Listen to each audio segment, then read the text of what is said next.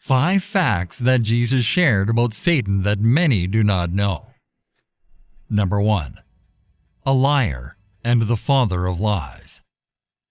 John chapter 8 verse 44.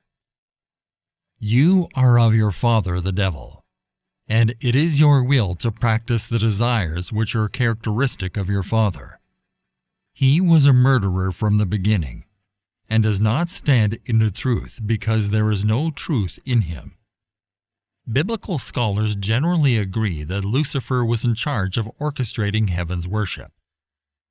Ezekiel chapter 28 verses 14 to 16 says, I ordained and anointed you as the mighty angelic guardian. You had access to the holy mountain of God and walked among the stones of fire. You were blameless in all you did from the day you were created until the day evil was found in you. Your rich commerce led you to violence, and you sinned. So I banished you in disgrace from the mountain of God. I expelled you, O mighty guardian, from your place among the stones of fire. Let's take a moment to examine a fascinating phrase that appears in this passage: rich commerce. Some translations, such as the New King James Version, use the term trading, which in Hebrew means to go up and down as a talebearer, agitator, one with a secret, or an underhanded agitation.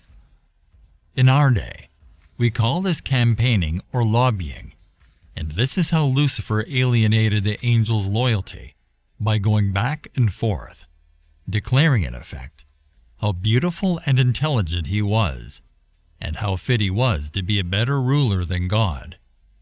He'd probably claim that God undervalued them, and that by joining him, Lucifer, he would give them a much higher position in his kingdom than they had in God's kingdom at the time.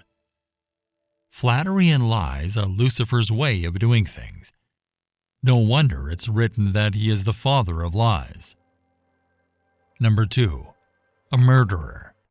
John chapter 8 verse 44. Satan cannot truly give life. He brings only death. He caused the spiritual death of angels and humanity in Eden. Christ said, he was a murderer from the beginning, probably referring to all that happened in Genesis 3 and 4, including the murder of Abel. Satan retains a great position over men and angels, but with his perverted character as a liar and murderer, he continues sinning and opposing God. God limits his place and power in the universe. Number 3. He said that he saw him fallen from heaven. In Luke chapter 10 verse 18, Jesus says, I saw Satan fall like lightning from heaven. The context of these words is the return of the 70 disciples that Jesus had sent out to evangelize and prepare his way to Jerusalem. As the 70 returned from their assignment, they were delighted to learn that even the demons had been subjugated to them. Jesus said to them, I watched Satan fall from heaven like a flash of lightning. In referencing Satan's fall from heaven, Jesus most likely had in mind Isaiah chapter 14. Isaiah chapter 14 verses 12 to 14. How you have fallen from heaven, O star of the morning, light bringer, son of the dawn. You have been cut down to the ground, you who have weakened the nations, king of Babylon. But you said in your heart, I will ascend to heaven. I will raise my throne above the stars of God. I will sit on the mount of assembly in the remote parts of the north.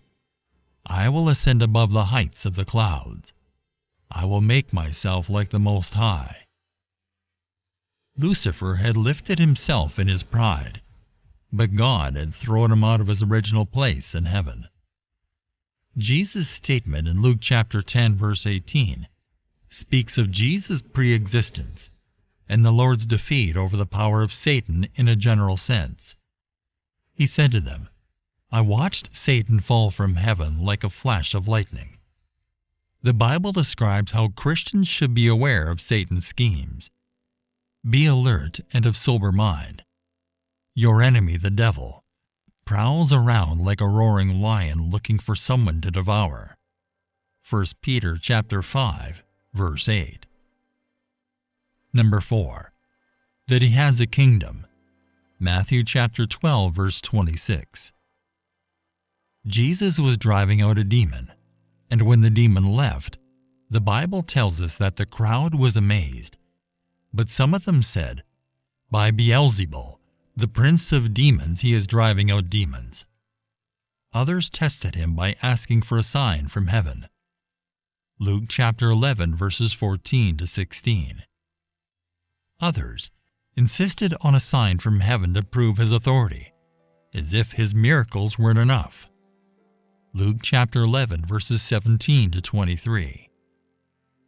Jesus knew their thoughts and said to them, "Any kingdom divided against itself will be ruined, and a house divided against itself will fall. If Satan is divided against himself, how can his kingdom stand? I say this because you claim that I drive out demons by Beelzebul. Now if I drive out demons by Beelzebul, by whom do your followers drive them out? So then, they will be your judges. But if I drive out demons by the finger of God, then the kingdom of God has come upon you. When a strong man fully armed guards his own house, his possessions are safe. But when someone stronger attacks and overpowers him, he takes away the armor in which the man trusted and divides up his plunder. Whoever is not with me is against me, and whoever does not gather with me scatters." Jesus responded by pointing out how absurd their accusations were. If Satan drove out his own demons, he would be working against himself. The devil will be defeated one day, but not because he defeats himself. He will be defeated at the hands of King Jesus. Though Satan had bound people, Jesus demonstrated his superiority by defeating his evil forces, releasing captives, and dividing Satan's plunder. When it comes to Jesus Christ, there can be no neutrality. He's either the Messiah or Satan, but he can't just be a teacher or a miracle worker. They argue with Jesus about the source of his miraculous power, believing it comes from Satan. First, some assign his work to Beelzebub. This name, probably originally referring to a pagan god, designated him as Lord of the Flies. This questioning prevents making a commitment to Jesus, while admitting that there is something happening that requires reflection. Perhaps their testing of Jesus is in line with what God's people were instructed to do with prophets in the Old Testament. That also implies that Jesus works against Satan rather than with him. The forces that plague humans are defeated by Jesus. That is why opposing Jesus means being against him and being the source of scattering. With this final remark, Jesus emphasizes how important the decision about him is.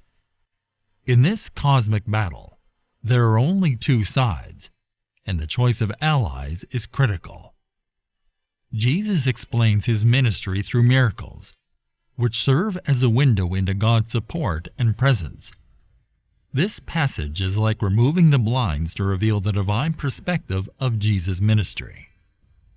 Though his kingdom will be powerfully visible one day when he returns, Jesus has gathered around himself a community of redeemed people who demonstrate the transformation in real life his victory paved the way for.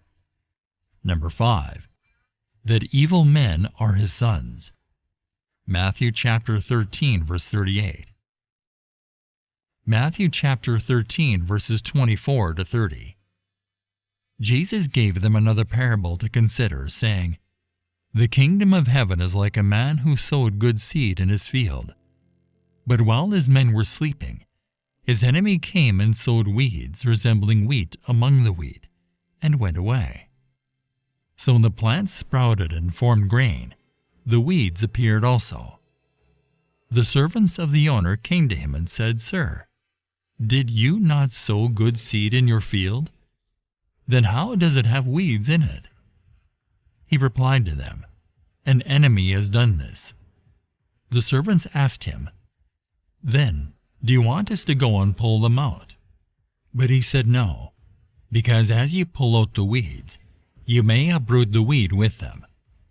Let them grow together until the harvest, and at harvest time I will tell the reapers, 'First gather the weeds and tie them in bundles to be burned, but gather the wheat into my barn.'" Matthew chapter 13, verses 36 to 38.